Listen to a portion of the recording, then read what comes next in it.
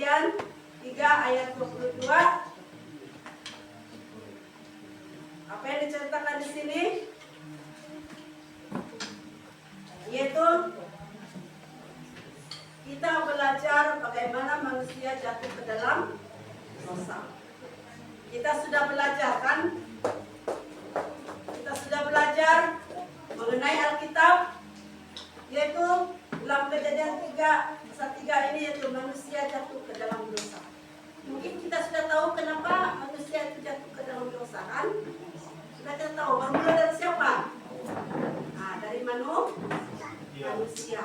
Biar tidak kata di situ bermula daripada Hawa. Tapi dia berkata bahwa manusia jatuh ke dalam dosa. Dia cakap itu manusia, kata dia manusia.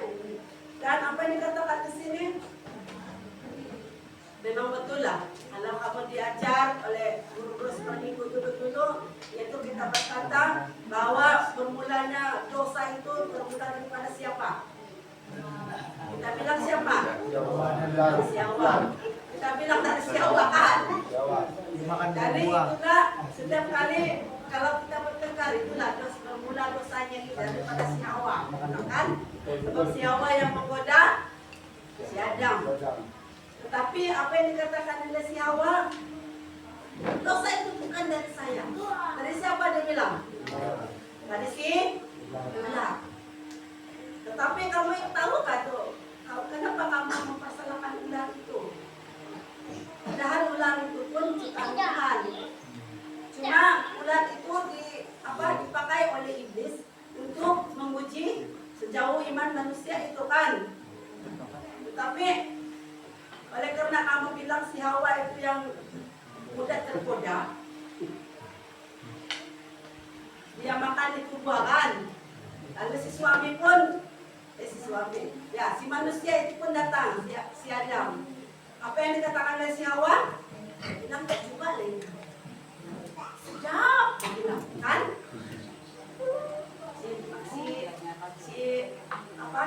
Si Hawa ini menggoda si Adam. Sedap ini makanan, bilang. Kalau kita makan kau tidak tahu apa itu baik dan buruknya kan? Jadi si Hawa si Adam apa dia buat? Tidaklah, dia bilang kau gitu. Sudah kan bilangnya? Ya mau rasa juga kan? Ya makan itu buah larangan. Jadi bermulalah manusia jatuh ke dalam. Jadi sekarang ini kalau kita buat hal, ada kalau kita kasih salah nenek moyang kita. Inilah yang kita buat. Sebab gara-gara si Adam sama si Hawa yang tidak baik kan. Tapi masih lagi itu. Sedangkan mereka sudah diampuni oleh. Bagaimana Tuhan mengampuni dia? Mereka berdua. Tuhan menghukum mereka. Tuhan menjatuhkan mereka dari surga dan tempat Taman Eden, dan mereka menempatkan mereka di bumi. Apakah hukuman Tuhan kepada Adam? Apakah hukumannya? Bekerja keras umur hidupnya. Jadi wanita si Hawa, apa yang Tuhan hukumnya? Sakit melahirkan. Jadi jangan kau bilang kalau kita pernah mengandung, jangan kau bilang ini salah si Anu, salah si Anu tiada. Kita sama-sama ini. Ular pun dihukum, jangan kau bilang ular pun tidak dihukum. Dulu ularnya ada kakinya, memang dia dicipta dia istimewa sekali. Tetapi setelah dia dihukum oleh Tuhan, apa yang dikatakan oleh Tuhan itu? Apa yang Tuhan bilang? Dia akan berjalan, kan? Dia akan berjalan. Jadi dia juga akan dihukum oleh manusia, kan? Asal dia manusia nampak ular, pasti ular Tuhan bunuh, kasih mati dia. Tapi asal dia ular nampak manusia, apa yang dia buat? Dia pasti kita kan. Kamu rasa itu apa? Kamu rasa itu seimbang nggak?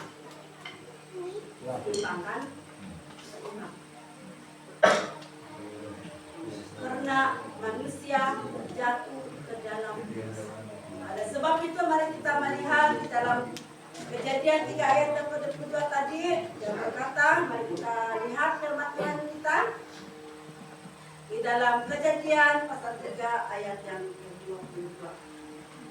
Keturunan nenek. Dan apa yang dikatakan di sini di dalam hal yang kedua peringatan dalam ayat yang 22b yang berkata, maka sekarang jangan sampai ia mengulurkan tangannya dan mengambil pula dari sebuah pohon kehidupan itu dan memakannya, sehingga ia hidup untuk selama-lamanya.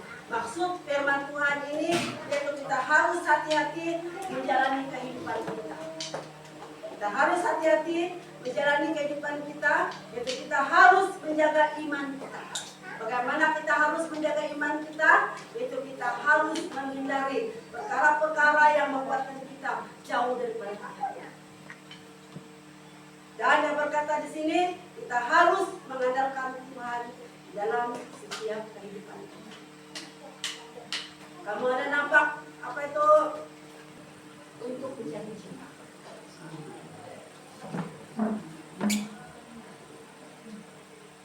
Saya terbayangkan bagaimana kehidupan kita. Ada di sini yang sudah pernah naik kapal kan? Bagaimana keadaan kamu di atas kapal ini? Bagaimana keadaannya? Oke kah? Oke? Oke kah? Takut jatuh. Kalau kamu bilang oke, saya tidak oke. Saya sudah rasa bagaimana 30 tahun umur saya pergi di Semenanjung, saya rasa macam oke. Tapi 50 tahun sudah umur saya naik kapal terbang, saya tidak oke. Kenapa? Saya bilang tidak oke. Naik saja mesti kau tahan badannya. Napasmu macam tak berhenti. Sampai waktu dia naik, gini lagi tuh. Lepas dia berjalan sampai jauh, gini. Hatimu pun begitu juga. Punya jantung.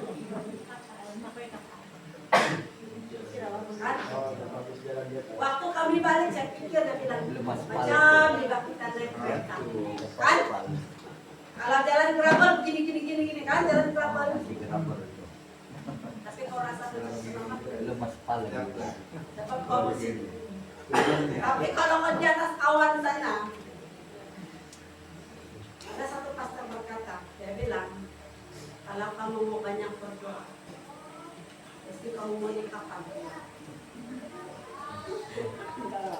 Sebab begini.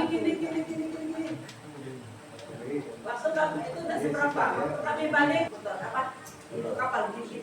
Aduh, udah mati tuh. Terus aku pegang sepatu suci. Pegang sepatu suci baru dia ada penyakit jantung. Dia bilang, dan sedang perasaan saya. Aduh, aku bilang sama dia, tenang saja. Ya tutup mata kamu. Saya pegang, dia bilang, tenang. Padahal saya pun macam tidak tenang.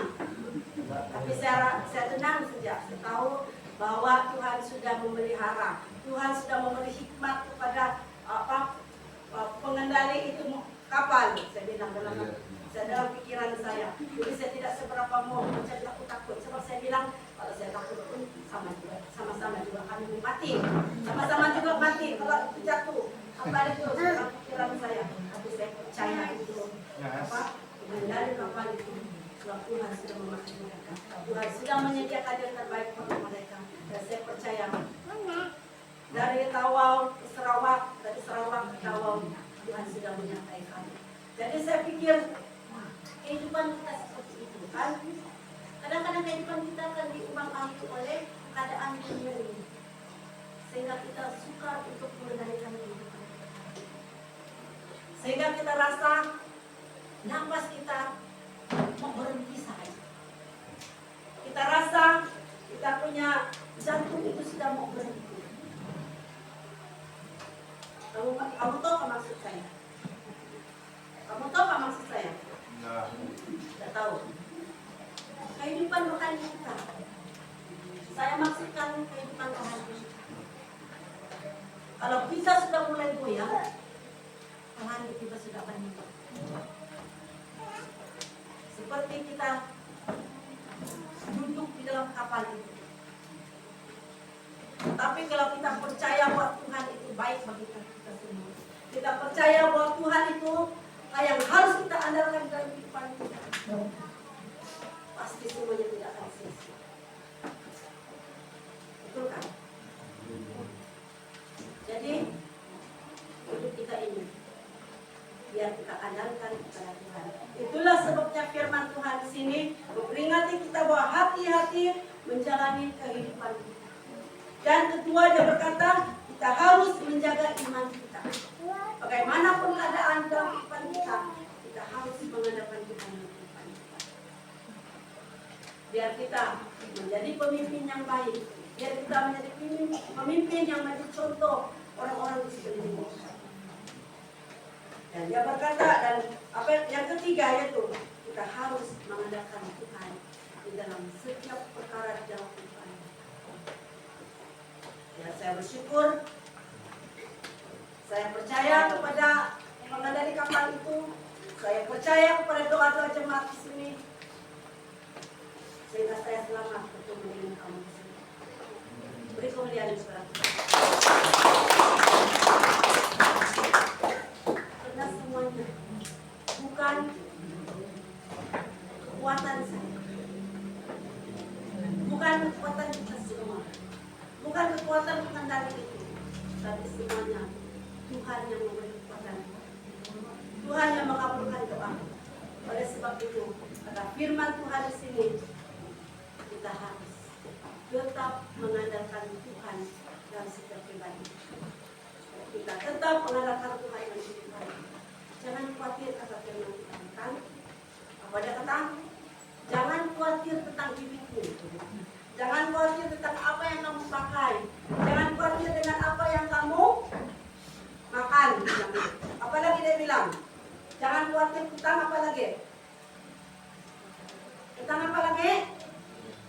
Apa? Jangan khawatir tentang hidupmu.